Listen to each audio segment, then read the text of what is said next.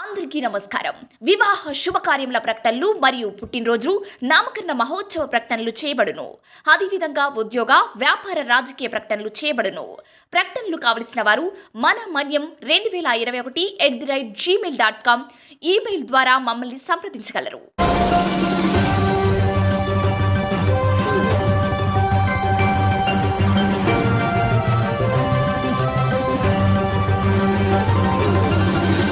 మన మనీ న్యూస్కి స్వాగతం.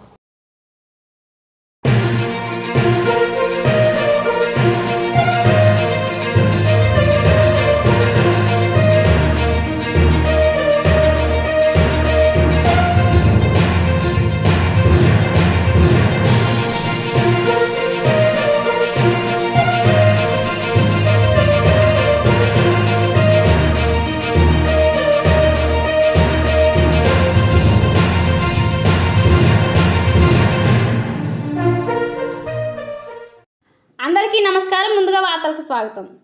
తెలుగుదేశం పార్టీ అధిష్టానం మరోమారు టికెట్ కేటాయించే విషయంలో పునరాలోచన చేసి పాడేరు నియోజకవర్గం తెలుగుదేశం పార్టీ ఎమ్మెల్యే అభ్యర్థిగా గిడ్డి ఈశ్వరికి టికెట్ ఇచ్చి న్యాయం చేయాలని సోమవారం పాడేరులో భారీ ర్యాలీ నిర్వహించారు. ఈ సందర్భంగా వారు మాట్లాడుతూ ఈశ్వరికి అన్యాయం చేయవద్దని, గిడ్డి ఈశ్వరి ముద్దు రమేష్ నాయుడు వద్దు అనే నినాదంతో పాడేరు పట్టణ పురవీధుల్లో ఈశ్వరికి మద్దతుదారులు 5 మండలాల నుంచి అధిక సంఖ్యలో తరలివచ్చి భారీ ఎత్తున నినాదాలతో ఓరెత్తించారు.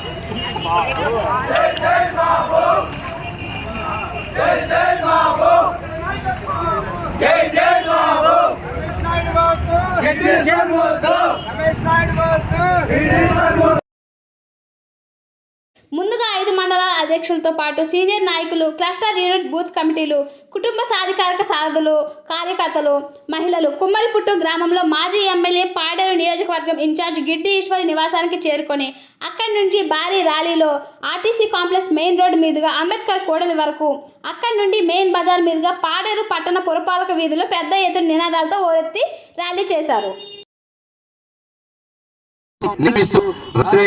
కార్యకర్తలకు అండగా ఉండి ఎక్కడ ఏ అన్యాయం చేసినా ఆ అన్యాయాన్ని ఎదుర్కొనే దానికి ఏ అధికారితో మాట్లాడాల్సి వచ్చినా కూడా ధైర్యంగా గట్టిగా గిరిజన పక్షాన్ని మాట్లాడేటువంటి నాయకురాలు ఈ పాడేరు నియోజకవర్గంలో ఒక్క గిడ్డి ఈశ్వర్ గారు అనే విషయం మనందరికీ తెలిసిన విషయమే.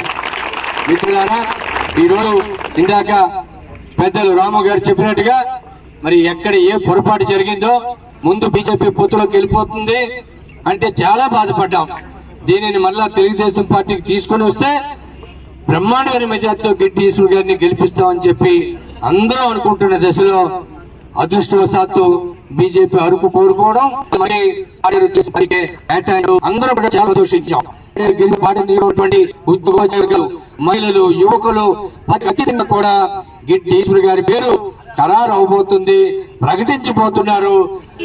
రేపు అత్యధిక మెజార్టీతో గిడ్డి ఈశ్వర్ గారు గెలవబోతున్నారు అనేటువంటి ఒక సంతోషమైనటువంటి వార్త వినబోతాం అనేటువంటి పరిస్థితుల్లో వైఎస్ఆర్ కాంగ్రెస్ పార్టీ అభ్యర్థి విశ్వేశ్వరరాజు ఆ పార్టీ నాయకుల గుండెల్లో కూడా రైళ్లు పరిగెత్తాయి. బీజేపీకి ఇచ్చేస్తే సునాయాసంగా గెలిచిపోతాం అనుకున్నటువంటి వారు మరి మరలా తెలుగుదేశం పార్టీ వస్తే ఇక్కడ ప్రత్యామ్నాయం కూడా లేదు.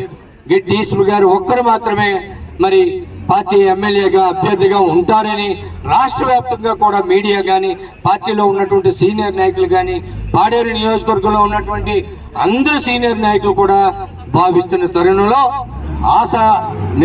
మన ఆశలన్నింటినీ తొంగలో తుక్కి మరి ఏం జరిగిందో సర్వేలు అంటారు, రిపోర్ట్లు అంటారు, కార్యకర్తల మనోభావాలు అంటారు, సీనియర్ నాయకుల మనోభావాలు అంటారు.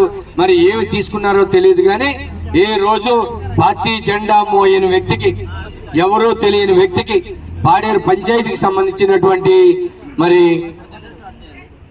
ఆయనకి పార్టీ టికెట్ పేరు ప్రకటించగానే అందరం కూడా హతాశులయ్యాం. చాలా మంది కొన్ని వందల కుటుంబాలు బాధపడ్డాయి. విషయం ఎందుకంటే ఇప్పుడు జరుగుతున్నటువంటి ఇవాళ ఇక్కడ ఉన్నటువంటి కార్యకర్తలందరూ కూడా ప్రతి పంచాయతీల వారుగా బూతుల వారుగా వెళ్ళి పని చేసుకునే సమయంలో మనకి ఇలాంటి సమావేశాలు ఏర్పాటు చేసుకోవడం అనేది చాలా బాధాకరం. ఎందుకంటే ఇవాళ వరకు మొన్న బీజేపీకి ఇచ్చిన తర్వాత ఇక్కడ తెలుగుదేశం పార్టీ గెలిసే నియోజకవర్గానికి బీజేపీకి కేటాయించడం చాలా బాధాకరమని బాధపడి అందరం కూడా దీన్ని ఒక మెసేజ్ రూపంలో ప్రతి ఒక్కరు కూడా మనం అందరం కూడా ర్యాలీలు ఇవన్నీ చేసి మన మన్యం వార్తా విశేషాలను వీక్షించేందుకు మన మన్యం న్యూస్ యూట్యూబ్ ఛానల్ని సబ్స్క్రైబ్ చేసుకోండి. అలాగే మీ ఫ్రెండ్స్ అండ్ ఫ్యామిలీ మెంబర్స్కి షేర్ చేయండి. అలాగే లైక్ చేయండి, కామెంట్ చేయండి. మా అప్డేట్స్ ఎప్పటికప్పుడు మీ మొబైల్ ఫోన్లో నోటిఫికేషన్ రూపంలో కావాలంటే పక్కనే ఉన్న బెల్ ఐకాన్ మీద క్లిక్ చేయండి. Thank you for watching.